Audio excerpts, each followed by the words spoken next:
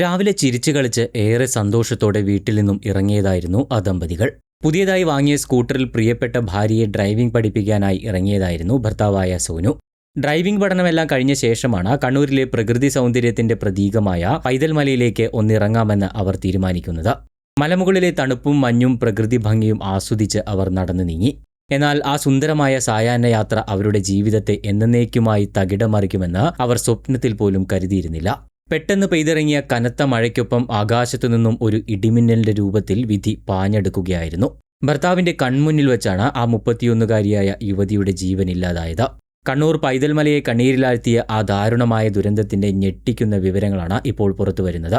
ചെറുപുഴ സ്വദേശിയും പുളിങ്ങോം വില്ലേജ് അസിസ്റ്റന്റുമായ അഞ്ജു മാത്യു എന്ന 31 വയസ്സുകാരിയാണ് ഇടിമിന്നലേറ്റ് ദാരുണമായി മരണപ്പെട്ടത്. പുതിയ സ്കൂട്ടർ ഓടിക്കാൻ പഠിച്ച ശേഷം അഞ്ജുവും ഭർത്താവ് സോനു സെബാസ്റ്റ്യനും കൂടെ പൈതൽമല ഭാഗത്തേക്ക് വരികയായിരുന്നു. വനം വകുപ്പിന്റെ കൗണ്ടറിൽ നിന്നും ടിക്കറ്റ് എടുത്താണ് ഇരുവരും പൈതൽമല മഞ്ഞപ്പുല്ലിലേക്ക് ട്രക്കിങ്ങിനായി പോയത്. മലമുകളിലെ മനോഹരമായ കാഴ്ചകളെല്ലാം കണ്ട് വൈകിട്ട് 6 മണിയോടെ ഇരുവരും താഴേക്ക് തിരിച്ചിറങ്ങുന്ന സമയത്താണ് കനത്ത മഴയ്ക്കൊപ്പം അതിശക്തമായ ഇടിമിന്നലുണ്ടാകുന്നത്. വനം വകുപ്പിന്റെ വാച്ചറായ സനീഷ് എന്നയാളും ഈ സമയം അവർക്കൊപ്പമുണ്ടായിരുന്നു. പെട്ടെന്ന് മലമുകളിൽ വെച്ച് ഇവർക്ക് അതിശക്തമായ ഇടിമിന്നലേൽക്കുകയായിരുന്നു. മിന്നലിന്റെ ആഘാതത്തിൽ അഞ്ജു മാത്യു സംഭവ സ്ഥലത്ത് വെച്ച് തന്നെ മരണത്തിന് കീഴടങ്ങി.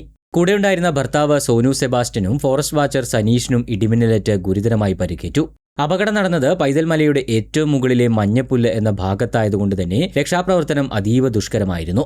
വാഹനം ഒട്ടും കടന്നു ചെല്ലാത്ത കാട്ടുപാതയും അതിനൊപ്പം കനത്ത മഴയും പ്രതികൂല കാലാവസ്ഥയും കനത്ത ഇരുട്ടും കൂടെയായപ്പോൾ പരിക്കേറ്റവരെ താഴെ എത്തിക്കാൻ രക്ഷാപ്രവർത്തകർക്ക് കഠിനമായി അധ്വാനിക്കേണ്ടി വന്നു.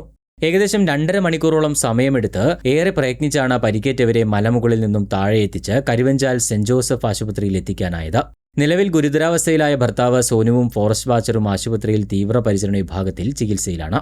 പൈതൽമലയിൽ സംഭവിച്ച ഈ വലിയ ദുരന്തം നമ്മുടെ കണ്ണു തുറപ്പിക്കേണ്ട ഒന്നാണ്. പ്രത്യേകിച്ച് മലമുകളിലും ഉയർന്ന പ്രദേശങ്ങളിലും ട്രക്കിങ്ങിന് പോകുന്ന ആളുകൾ ഇടിമിന്നലുള്ള സമയങ്ങളിൽ നിർബന്ധമായും ഈ പറയുന്ന സുരക്ഷാ നിയമങ്ങൾ പാലിക്കേണ്ടതുണ്ട്. തുറസായ സ്ഥലങ്ങൾ ഒഴിവാക്കുക. ഇടിമിന്നലിന്റെ ലക്ഷണങ്ങൾ കണ്ടാലുടൻ മലമുകളിലെ തുറസായ സ്ഥലങ്ങളിൽ നിൽക്കുന്നത് പൂർണ്ണമായും ഒഴിവാക്കേണ്ടതുണ്ട്. കാരണം ഉയർന്ന പ്രദേശങ്ങളിലെ തുറസായ സ്ഥലങ്ങളിലാണ് ഇടിമിന്നലേൽക്കാനുള്ള സാധ്യത ഏറ്റവും കൂടുതൽ. ഉയരമുള്ള മരങ്ങളുടെ ചുവട്ടിൽ ഒരിക്കലും നിൽക്കരുത്. കനത്ത മഴ വരുമ്പോൾ പലരും വലിയ മരങ്ങളുടെ ചുവട്ടിൽ അഭയം തേടാറുണ്ട്. ഇത് അതീവ അപകടകരമാണ്. ഉയരമുള്ള മരങ്ങളിലേക്ക് ഇടിമിന്നലടിക്കാനും അതുവഴി താഴെ നിൽക്കുന്നവർക്ക് അപകടം സംഭവിക്കാനും സാധ്യത വളരെ കൂടുതലാണ്. ഇനി സുരക്ഷിതമായ സ്ഥാനത്തേക്ക് മാറുക. മേഘഗർജനം കേൾക്കുമ്പോൾ തന്നെ കോൺക്രീറ്റ് കെട്ടിടങ്ങൾക്കുള്ളിലേക്കോ അല്ലെങ്കിൽ പൂർണ്ണമായും അടച്ച കാറുകൾക്കുള്ളിലേക്കോ മാറുക എന്നതാണ് ഏറ്റവും സുരക്ഷിതമായ മാർഗം. എന്തായാലും ഒരു നിമിഷത്തെ പ്രകൃതി ദുരന്തം ഒരു കുടുംബത്തിന്റെ വലിയ സ്വപ്നങ്ങളെയും സന്തോഷങ്ങളെയുമാണ് തകർത്തു കളഞ്ഞത്. വീഡിയോയെക്കുറിച്ചുള്ള നിങ്ങളുടെ അഭിപ്രായങ്ങൾ താഴെ കമന്റ് ചെയ്യാൻ മറക്കരുത്. ചാനൽ സബ്സ്ക്രൈബ് ചെയ്യാനും മറക്കരുത്. നന്ദി.